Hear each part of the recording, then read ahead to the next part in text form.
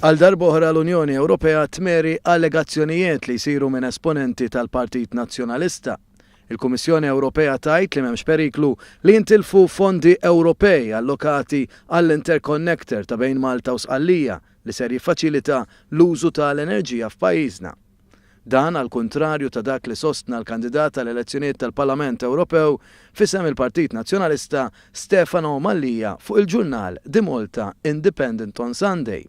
Stefano Mallija qal li Malta tista' titlef mal-20 miljun fondi Ewropej li kienu allokati għal proġett tal-Interconnector minħabba li issa mhux ser ikollha bżonn tuża ħafna l-Interconnector fid-dawl tal-fatt li Malta ser tkun qed tiġenera l-enerġija mill-proġett tal-Power Station bil-gass. Iżda meta l-istess gazzetta staqsiet għall-kummenti tal-Kummissarju tal-Enerġija Gunther Oettinger, dan qal li l-fondi tal-Unjoni Ewropea mhumiex ser jintilfu jekk l-Interconnector jintuża inqas minħabba l-Power Station tal-gass.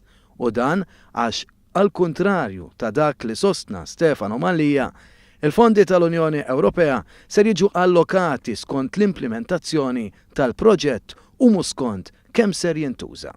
Infatti, il-Malta Independent tgħidlek. When asked if there was a minimum amount of energy that had to come from the interconnector for the project to be deemed viable, the spokesperson said that the granting of funds is not linked to the power delivered, but rather to the implementation of the project. Skont il-Kummissjoni Ewropea, l-interconnector ser servina biex ma nibqgħux iżolati fil-mod kif niprovdu l-enerġija. U għal kontrarju ta' dak li qal il-kandidat nazzjonalista, mhux talli l-Unjoni Ewropea mhux ser toħdilna l-fondi Ewropej talli qiegħda tgħid li l-infrastruttura biex il-ġenerazzjoni tad-dawl ikun bil-gass għandha tingħata priorità. Din mhijiex l-ewwel darba li l-Unjoni Ewropea ċaħdet allegazzjonijiet li saru minn esponenti tal-Partit Nazzjonalista. Riċentament, għal kuntrarju ta' dak li sostna l-Partit Nazzjonalista, l-Unjoni Ewropea approvat il-programm ta' ċittadinanza b'investiment ta' pajjiżna.